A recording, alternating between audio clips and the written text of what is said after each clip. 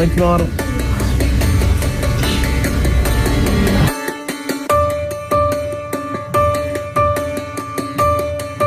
Sering dianggap sebagai kaum minoritas, para penduduk muslim di negara-negara berikut tetap menunjukkan eksistensi yang kuat sampai saat ini.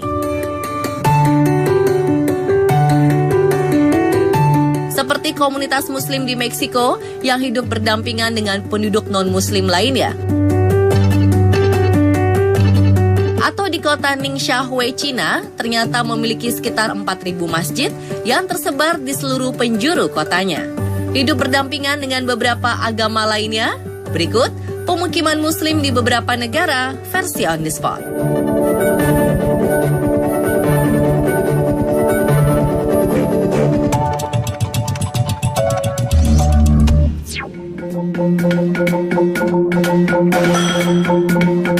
Pemukiman muslim pertama ada di kota Chiapas, Meksiko. Di kota berpenduduk lebih dari 4 juta jiwa ini, ternyata ada pemukiman muslim loh.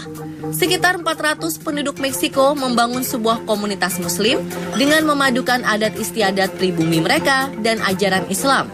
Perkembangan ajaran Islam di kota ini tidak lepas dari campur tangan komunitas muslim dari Spanyol. Dikelilingi oleh penganut Katolik yang kuat, komunitas kecil muslim ini hidup berdampingan dengan damai.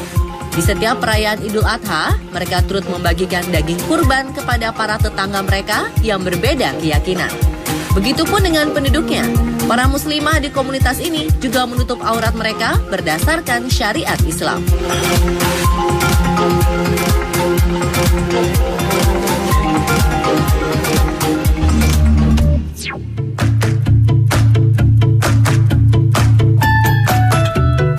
Pemirsa, tahukah Anda Cina merupakan negara terluas ketiga di dunia setelah Rusia dan Kanada dengan lebih dari 1 miliar penduduk?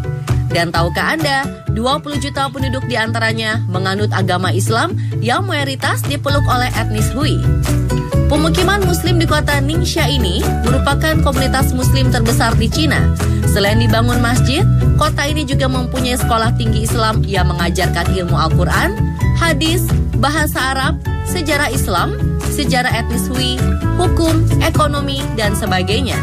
Menariknya, seluruh murid sekolah tersebut adalah laki-laki yang tinggal di sebuah asrama mirip pesantren. Tidak hanya itu, sekolah ini juga memberikan beasiswa 100% bagi imam masjid yang ingin belajar. Para pelajar lulusan sekolah ini akan ditugaskan ke berbagai masjid yang tersebar di kota Ningxia. Sedangkan bagi para wanita yang ingin mempelajari agama Islam, mereka dialihkan ke Universitas Ningxia. Uniknya, penduduk di kota ini memiliki 2 nama, yaitu nama Cina dan nama Islam yang diberikan oleh imam masjid setempat pada setiap bayi yang baru lahir. Bahkan orang-orang di kota ini cenderung menggunakan bahasa Arab sebagai bahasa pengantar mereka sehari-hari.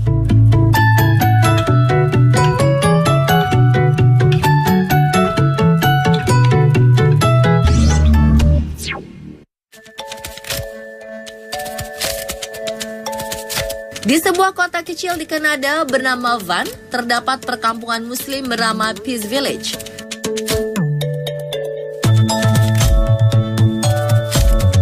Dibentuk oleh orang muslim bernama Karamdin ini, perkampungan tidak sepenuhnya dihuni oleh kaum muslim. Di tempat ini, orang-orang hidup berdampingan dengan nyaman dan aman meskipun memiliki keyakinan berbeda. Salah satu ciri khasnya adalah ada sebuah masjid besar nan megah bernama Masjid Baitul Islam. Peace Village kian terkenal, bahkan media-media di Eropa menugaskan para jurnalisnya untuk meliput langsung keadaan perkampungan ini. Hal ini disambut baik oleh para warga, sebab dengan cara ini mereka bisa menjelaskan kepada publik mengenai ajaran Islam yang damai dan penuh kasih sayang, serta toleransi dan interaksi sosial terhadap sesama. Para warga berharap kelak tempat ini bisa dijadikan sarana dakwah paling efektif di dunia barat.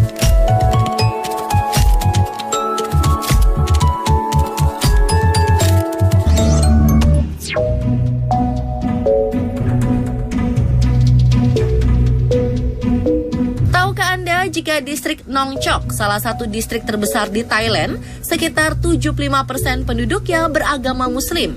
Salah satu komunitas Muslim paling terkenal adalah komunitas Tanah Emas yang sudah berdiri lebih dari 140 tahun lamanya.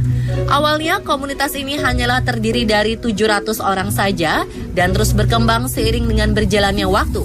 Meskipun mayoritas penduduk Thailand beragama Buddha, kehidupan beragama di distrik ini sangatlah nyaman, aman, dan selaras.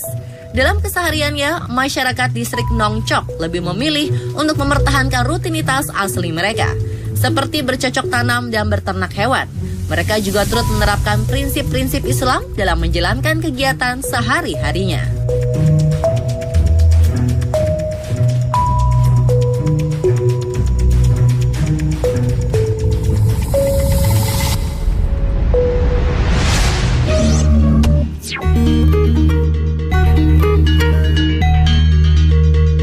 Selanjutnya ada pemukiman Muslim dari negara penghasil domba New Zealand. Tercatat ada sekitar 50.000 Muslim yang sebagian besar berada di kota Auckland. Meski termasuk kaum minoritas, masyarakat Muslim di Auckland mengalami perkembangan pesat. Pada 1957 dibangunlah Islamic Center pertama dan menjadi pusat dakwah pertama. Menyebar ke berbagai penjuru kota, kegiatan dakwah dari tahun 1950 sampai 1960-an berhasil mempengaruhi kota-kota lainnya. Menariknya, kehidupan beragama di negara ini berjalan selaras dan berdampingan. Masing-masing saling menghormati dan memberikan hak bagi mereka yang merayakan dan membantu sesama.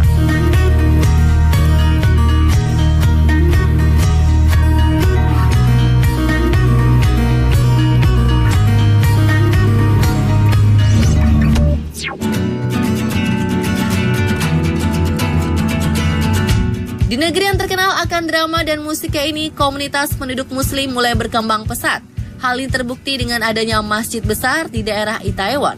Tapi tahukah Anda bagaimana perkembangan Islam di negeri ginseng ini?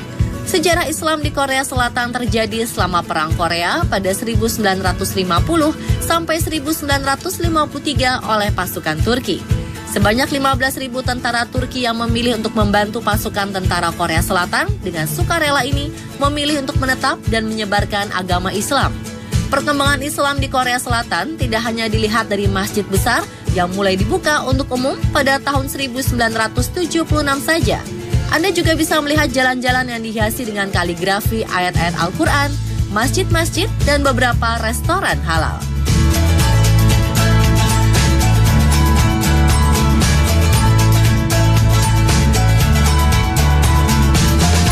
Dan pemirsa, itulah pemukiman Muslim yang ada di berbagai negara di dunia.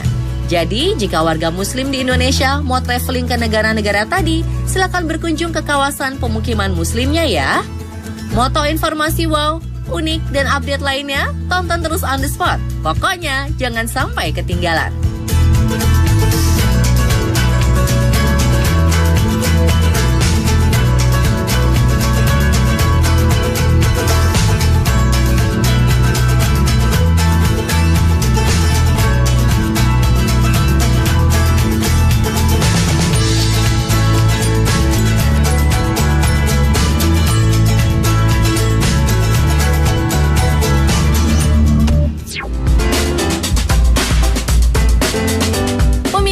Tahukah Anda tanaman yang memiliki buah berwarna merah menyala dan merupakan tumbuhan asli dari Papua, Indonesia?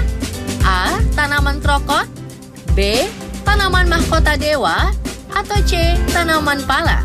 Saksikan selengkapnya hanya di On The Spot.